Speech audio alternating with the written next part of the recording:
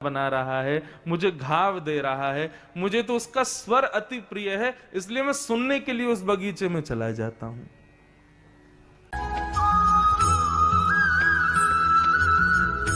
पीछे आर्तनाद से दोनों भुजा उठा करके श्री जयदेव महाप्रभु के कृत गीत गोविंद को गा रहा हो।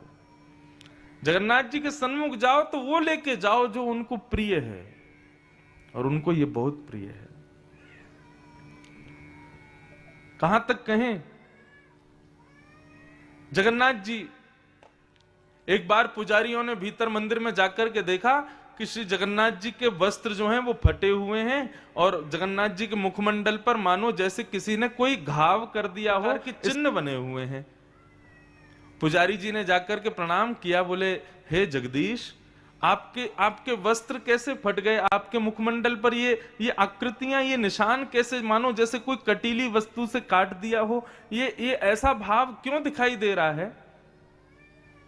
जगन्नाथ भगवान बोले मैं क्या करूं, एक माली है, उसकी बेटी गीत गोविंद का पाठ करती है, और कहां करती है, फूल के बगीचे में जाके करती है। अब फूल के बगीचे में जाकर के पुष्प तोड़ते हुए, फल तोड़ते हुए गीत गोविंद गाती है, तो गीत गोविंद सुनने के लिए मैं उसके पीछे चला जाता हूं। अब फूल के बगीचे में लग रहे हैं कांटे, लेकिन वो गीत गोविंद इतने भाव से गाती है कि मुझे यह भी अनुभव नहीं होता कि कांटा मेरे वस्त्रों को फाड़ रहा है, मेरे मुखमंडल पर आकृतियां बना रहा है, मुझे घाव दे रहा है, मुझे तो उसका स्वर अति प्रिय है, इसलिए मैं सुनने के लिए उस बगीचे में चला जाता हूं। पुजारियों ने कृपा करके उस माली की कन्या को फिर मंदिर में बुलाया, और मंदिर में बुला करके उसको ये बात बताई। तब से उसको कहा कि आज के बाद तुम बगीचे में मत गाना है इसको। क्यों? जगन्नाथ जी को कष्ट हो जाता है, तुमको जब भी गीत गोविंद गाना हो मंदिर में आके गाना, क्योंकि गीत गोविंद व्यक्ति कहीं भी गाए, जगन्नाथ जी एक क्षण के लिए सही उस स्थान पर निश्चित प्रकट होते हैं सुनने के लिए। ये गीत गोविंद की सामर्थ्य है। आप लोग अभी नहीं समझोगे, जब तक गीत गोविंद को गाओगे नहीं ना जगन्नाथ जी के सन्मुख जाके, तब तक आपको यह अनुभव नहीं होगा। कई विषय ऐसे होते हैं वो अनुभव के ही विषय होते हैं, वो कहने सुनने के विषय नहीं होते। मैं कितना भी कहूं रसगुल्ला मीठा होता है, कैसा मीठा? गन्ने जैसा मीठा। गन्ना कैसा मीठा? चीनी जैसा मीठा। चीनी कैसी मीठी? गुड़ जैसी मीठी। अब मैं मीठा मीठा मीठा मीठा कहता रहूं, कितने भी उदाहरण दूं, आपका मुख मीठा नहीं होगा। मुख मीठा कब होगा? जब रसगुल्ला खाओगे। ठीक वैसे ही ये जयदेव महाप्रभु के कृत गीत गोविंद है, ये रसगुल्ला के समान है। इसको जब तक गाओगे नहीं ना, और जगन्नाथ जी के सन्मुख नहीं गाओगे, तब तक आपको इसका सुख पता नहीं चलेगा। अद्भुत है गीत गोविंद।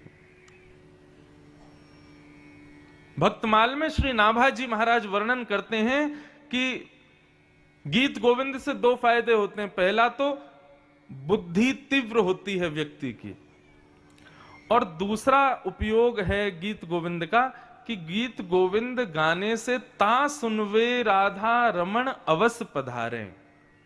श्री भक्तमाल जी के छप्पे में श्री नाभाजी कहते हैं कि गीत गोविंद का पाठ कहीं भी हो, कोई भी गा रहा हो, उसको सुनने के लिए श्री राधा रमण जी जरूर आते हैं। ऐसे प्रिय श्री जगन्नाथ जी के धाम से पधारे पूज्य महाराज जी, बारंबार आपको प्रणाम करता हूं। आइए हम लोग कथा प्रसंग में प्रवेश करें। आज जगन्नाथ जी के भाव से कथा को प्रारंभ कर रहे हैं। बोलो वृंदावन बिहारी लाल की जय, श्री गोवर्धन नाथ की जय। भगवान ने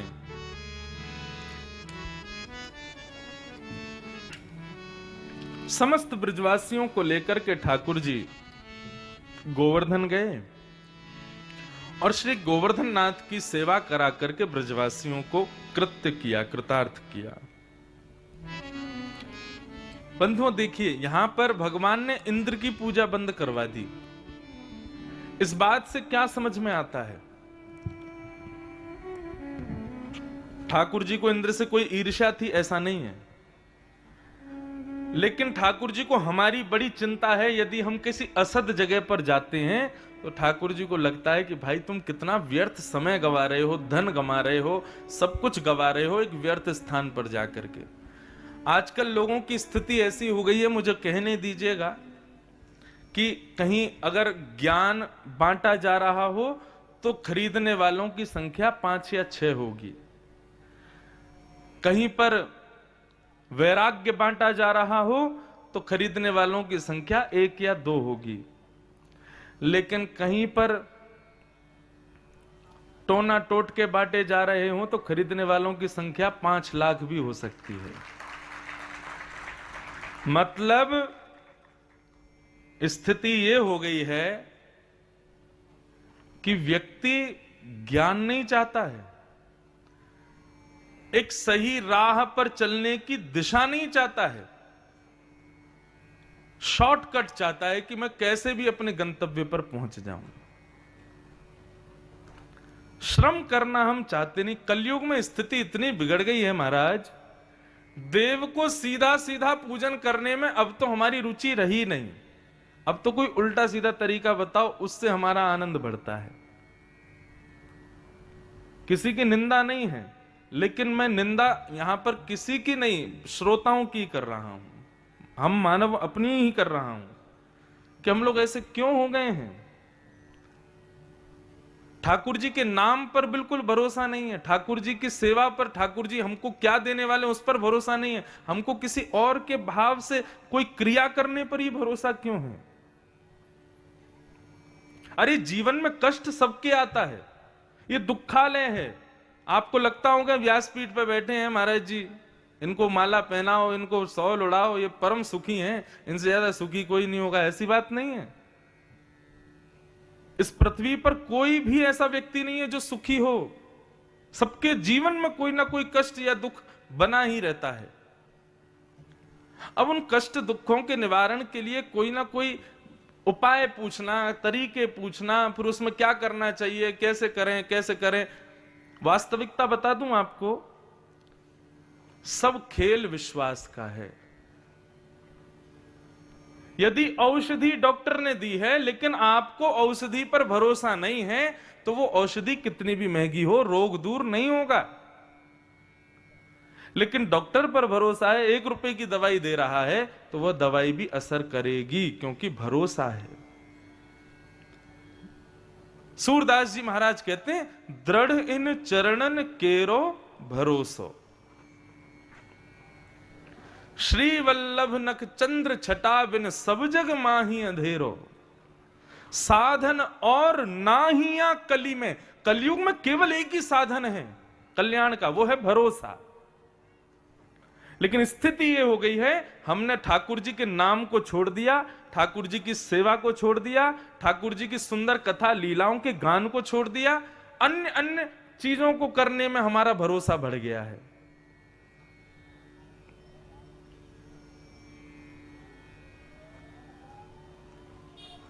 महाराज जी बड़े दुखी हैं। क्यों दुखी हो? बस काम नहीं चल रहा। समोसा कब खाया था? समोसा खाना शुरू करो, कृपा आएगी। अब कर लिया महाराज जी पे भरोसा, हो गई कृपा। ठाकुर जी के नाम पर भरोसा नहीं है। एक कथा सुना रहे हैं, श्रीमद् वल्लभाचार्य जी की गृहिणी जब गर्भवती थी, एक दिन अपने घर में कोई क्रिया कर रही थी, बहुत ध्यान से सुनना। तभी एक तांत्रिक आया और तांत्रिक द्वार पर खड़ा होकर के अब उनका भविष्य बताने लगा, ऐसा होगा ऐसा होगा ऐसा होगा। तभी उस तांत्रिक ने देखा कि ये गर्भवती हैं, इनको बता देता हूं बेटा होगा कि बेटी। तो बताना ना चाह करके वो चाहता था कि ये मुझसे पूछें। तो कई सारे भविष्य के भाव बताए, तो श्रीमद् वल्लभाचार्य जी की गृहिणी ने ऐसी सहज भाव में पूछा, मैं गर्भवती हूं, बताओ बेटा होगा कि बेटी। तो उस तांत्रिक ने बता दिया, बोले मां बेटा होगा, लाओ दक्षिणा दो। अब बेटा होगा सुन करके बड़ी प्रसन्न हो गई, जाकर के थोड़ी दक्षिणा दे दी और वो तांत्रिक वहां से चला गया। अब श्रीनाथ जी विराजते थे, उनकी सुंदर सामग्री, नवनीत प्रिया जी की सुंदर सामग्री तैयार करके रसोई घर से सिद्ध करके बढ़िया सामग्री जैसे ही ठाकुर जी को भोग में पहुंचाई, भोग में पहुंचाने के बाद में पर्दा करके कपाट बंद करके भोग के समय पर बाहर आए, तभी अंदर गर्भगृह से जोर की आवाज आई। अंदर जाकर के देखा तो क्या पाया, सारी सामग्री फैली हुई है, सारे बर्तन गिरे हुए हैं, कुछ भी ठाकुर जी ने स्वीकार नहीं किया। श्रीमद वल्लभाचार्य जी आए, आकर के जब उन्होंने देखा तो देख करके सामग्री गिरी पड़ी है। अब सामग्री कई बार गिर जाती है, प्रसाद भोग लगाते हैं कई बार गिर जाता है, लेकिन आज वल्लभाचार्य जी कह रहे हैं कि आज कुछ अनुचित हुआ है। उनकी गृहिणी बोली क्या हो गया? बोले ये जो सामग्रियां गिरी हैं इसको देख करके लग रहा है ये गिरी नहीं है, गिरी गई हैं, ठाकुर जी ने स्वीकार नहीं किया है। एक तो होता है अपने आप गिर जाए, उसका भाव अलग दिखता है, लेकिन ये सामग्री स्वयं नहीं गिरी है, ये ठाकुर जी ने गेर दी है। ठाकुर जी ने तुम्हारे हाथ का बना ये भोग स्वीकार नहीं किया है, और ये इस बात का प्रतीक है कि तुमने ठाकुर जी के प्रति अविश्वास प्रकट किया है। मतलब आज कुछ हुआ था? तब उनकी गृहिणी ने बताया, बोले एक तांत्रिक आया था, उससे मैंने पूछ लिया कि बेटा होगा कि बेटी। तब वल्लभाचार्य जी बोले बस इसी बात से ठाकुर जी नाराज हो गए कि तुमको ठाकुर जी क्या देने वाले हैं उस पर विश्वास नहीं है, किसी और से पूछने जा रहे हो, किसी और पर भरोसा है। हमको जन्म दिया ठाकुर जी ने, हमारा निर्माण किया ठाकुर जी ने, हमारा भविष्य पूरी लेखनी की ठाकुर जी ने, लेकिन हम पहले ही पूछ ले रहे हैं किसी से कि भविष्य क्या होगा, आगे क्या होगा, ये कैसे करना है, इसके लिए क्या होगा। तुमको ठाकुर जी की करनी पे भरोसा नहीं है। आज उसी अविश्वास की वजह से ठाकुर जी ने तुम्हारे हाथ की बनी सामग्री स्वीकार नहीं की। अब ठाकुर जी से क्षमा मांगो और इसका प्रायश्चित करो। तब उन्होंने ठाकुर जी से क्षमा मांगी, प्रायश्चित किया। प्रायश्चित करने के बाद जब पुनः सामग्री पधराई तब ठाकुर जी ने स्वीकार की। आज हमारी स्थिति ऐसी हो गई है कि सीधे सीधे नाम पर, सीधे सीधे ठाकुर जी पर हमको भरोसा नहीं है। हमको दुनिया भर की चीजें चाहिए करने के लिए, तब जाकर के हम अपने कार्य की सिद्धि मानते हैं। अब तो स्थिति ये हो गई कि जब मुझसे लोग मिलने आते तो मुझसे भी पूछते हैं क्या करें महाराज जी, घर में अशांति चल रही है, हम क्या करें। तो मैंने भी आजकल 2-3 चीज बना ली हैं, मैं भी उनको बोल देता हूं। मैंने कि सुनो एक काम करो, क्या ठाकुर जी के चरणों में फूल चढ़ाना। बोले अच्छा। फूल चढ़ाने के बाद उस फूल को ले जाके अपनी अलमारी में अंदर रख देना। ऐसे ही कोई है नहीं, मैं ऐसे ही बोल देता हूं, अपनी अलमारी में धर देना। मैंने कहा फिर क्या करना है? बोले फिर नित्य सुबह उठ करके स्नान ध्यान करके और श्री कृष्ण गोविंद हरे मुरारे हे नाथ नारायण वासुदेव ठाकुर जी का स्मरण करके इस मंत्र का गान करना है और उस फूल को हर 5 दिन में प्रणाम करना है। अब चाहिए ऐसे ही सही, भगवान का नाम तो गाएगा कम से कम। और बताऊं 5-6 लोग तो आ भी गए, महाराज जी हमारे घर में सब ठीक हो गया। बढ़िया। मैंने बहुत बढ़िया, लगे रहो। विश्वास मन में होना चाहिए, और यदि वो विश्वास केवल हरि के नाम में हो गया ना, किसी वस्तु की आवश्यकता नहीं है। अरे भरोसा करो ठाकुर जी पर। अगर यहां से उतरने में मैं गिर जाऊं, इसमें भी यही भाव रखो ठाकुर जी ने कुछ सोच के रखा होगा, कुछ किसी कारण से ही गिरा होगा। अब उसमें अपशकुन देखना, अरे ये नहीं किया था, वो दिया नहीं जलाया था, अम्बे मैया नाराज हो गई हैं, गणपति को कल मैंने लड्डू नहीं दिया इसलिए वो नाराज हो गए, कल मंगलवार था मैंने बोले वो हनुमान जी को भोग नहीं लगाया, सोमवार के दिन शंकर जी को वो नहीं किया। अरे कोई देव ना, उन पे 8 अरब जनता है पूरे भारत में, पूरे विश्व में, आपसे ही फर्क पड़ रहा है बस। आप लड्डू नहीं चढ़ाओगे तभी शंकर जी नाराज हो रहे हैं बस। कोई देव इतना खाली नहीं बैठा कि हमारे किसी कृत्य से वो नाराज हो जाएं। ठाकुर जी को राजी रखो, सब राजी हो जाएंगे। और ठाकुर जी राजी किसमें है? केवल प्रेम में। उनसे प्रेम करो बस, सब राजी अपने आप। कुछ करने की जरूरत नहीं है, नाम पर भरोसा कर लो बस, नाम पर विश्वास कर लो बस। लेकिन वो हमसे होगा नहीं। और वही क्रिया अगर मैं 5 काम करके बता दूं, वहां जाना, वहां पर गड्ढा खोद देना, वहां अंदर जाके एक पौधा लगा देना और ये कर दे, उसके बाद नाम गाना, तो गा लोगे, लेकिन सीधा सीधा नाम नहीं गवेगा व्यक्ति से। ये स्थिति हो गई है हमारी। भरोसो दृढ़ इन चरणन केरो। सूरदास, नेत्र नहीं है सूरदास जी के पास, लेकिन अपने जीवन को ऐसे आनंद में जीते हैं। कोई पूछता है कि सूरदास तुमको ठाकुर जी ने नेत्र नहीं दिए? सूरदास जी बोले बड़ी कृपा है ठाकुर जी की जो मुझे नेत्र नहीं दिए। क्यों? बोले संसार को ठाकुर जी ने नेत्र दिए और नेत्र देकर के कहा तुम्हारी जिम्मेवारी तुम्हारे ऊपर, कहीं गड्ढा आवे तो संभल के चलना, कहीं ऊंचाई आवे तो संभल के पैर रखना। लेकिन मेरे नेत्र छिना लिए ठाकुर जी ने, मेरे नेत्र मुझसे दूर करके कहा अरे सूरदास बाकी सबको नेत्र दिए, मतलब उनके जीवन की जिम्मेवारी उनकी है, लेकिन तेरे जीवन की जिम्मेवारी मेरी है। मैं आज तक कभी गिरा नहीं। क्यों? क्योंकि मेरी लाठी पकड़ करके श्याम सुंदर चलते हैं। दुनिया अपनी आंखों से देख के चलती है, लेकिन मेरी आंख तो श्याम सुंदर है। ऐसे सूरदास, केवल भरोसा है ठाकुर जी के ऊपर। हम 2-2 आंखें वाले हैं, तब भी ठाकुर जी के उस रूप का दर्शन नहीं कर पाते। और श्री सूरदास जी महाराज नित्य श्रीनाथ जी का दर्शन करने जाते हैं, और जैसी पोशाक पहनी, जैसा मुकुट पहना, जैसी माला पहनी, सूरदास जी वैसा पद गा करके सुना देते हैं। आज ठाकुर जी का श्रृंगार ऐसा है। एक दिन गोसाई जी ने चतुराई की और श्रीनाथ जी को कुछ नहीं पहनाया, केवल एक कॉपीन पहना करके खड़ा कर दिया। बोले ये सूरदास मुझे लगता है कि ये ना पहले से ही सोच के आते हैं कि आज पीतांबरी का वर्णन करूंगा, मुकुट का वर्णन करूंगा, ऐसी मालाओं का वर्णन करूंगा, और संभवतः हम वही पहना देते हैं। आज एक काम करता हूं, आज श्रृंगार ही नहीं करूंगा श्रीनाथ जी का, आज वस्त्र ही नहीं पहनाऊंगा, आज देखता हूं सूरदास क्या गाएगा। और जैसे सूरदास जी आए, कपाट खोले गोसाई जी ने, बोले सूरदास कुछ सुनाओ, आज ठाकुर जी कैसे लग रहे हैं? नेत्र नहीं है सूरदास जी के। सूरदास जी बोले आज तो ठाकुर जी बहुत ही प्यारे लग रहे हैं। बोले कैसे प्यारे लग रहे हैं? बोले नहीं, आज और दिनों से भी ज्यादा प्यारे लग रहे हैं।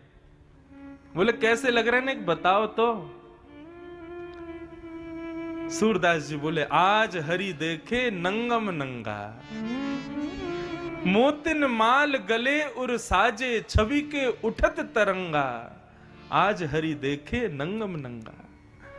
गुसाई जी मंदिर से निकल के आए, सूरदास को प्रणाम किया। सूरदास तेरे भाव को प्रणाम, तेरे विश्वास को प्रणाम। हम नेत्र होते हुए भी ठाकुर जी को नहीं देख पाते हैं, तुम बिना नेत्रों के ठाकुर जी को देखते हो।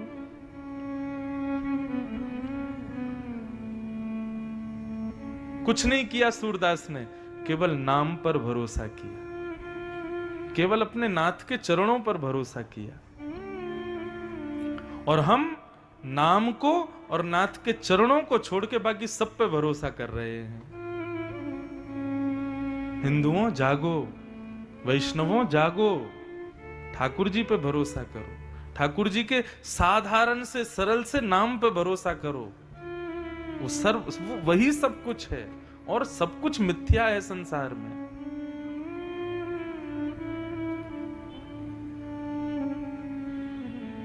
साधन और नाहिया कली में, जासो होत निवेरो, भरोसो दृढ़ इन चरणन केरो, भरोसो दृढ़ इन चरणन।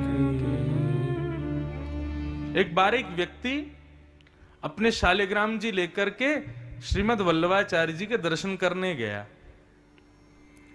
अब कई लोग ठाकुर जी ऐसे रखते हैं अपने पास में तो वो व्यक्ति जो था, एक उसका छोटा सा बटुआ था। बटुआ समझते हैं, जिसमें माताएं बहनें पैसा रखती हैं, लक्ष्मी रखती हैं। और एक और बात बताऊं, आज तो हम देवास में लक्ष्मी जी की जन्मस्थली होके आए। देवास में लक्ष्मी जी की जन्मस्थली है, नोट बैंक, वहीं पर लक्ष्मी जी के जन्म होते हैं ना, इसलिए आज वहां दर्शन करके आए। क्या सुंदर, पूरी दुनिया जिसके पीछे भाग रही है उसको देवास जन्म देता है। हमने वहां जाकर के एक व्यक्ति से कहा, मैंने कहा भैया एक हमारे अनुयायी हैं बजाज ग्रुप वाले, एक बार वो अपनी फैक्ट्री में ले गए थे तो उन्होंने हमको बजाज के पंखे और लाइट दिए थे। आज हम नोट बैंक में आए हैं तो यहां भी कुछ मिलना तो चाहिए। वहां फूलों के मालाएं पहना रहे थे जो वहां के अधिकारी थे। मैंने कहा यहां तो नोटों की माला पहनानी चाहिए। लेकिन अद्भुत था। और कितनी अच्छी बात है कि देवास में पूरे भारतवर्ष की जो नोट बैंक, जहां पर नोट बनते हैं, उसके अधिपति के रूप में साक्षात चामुंडा देवी विराजमान है।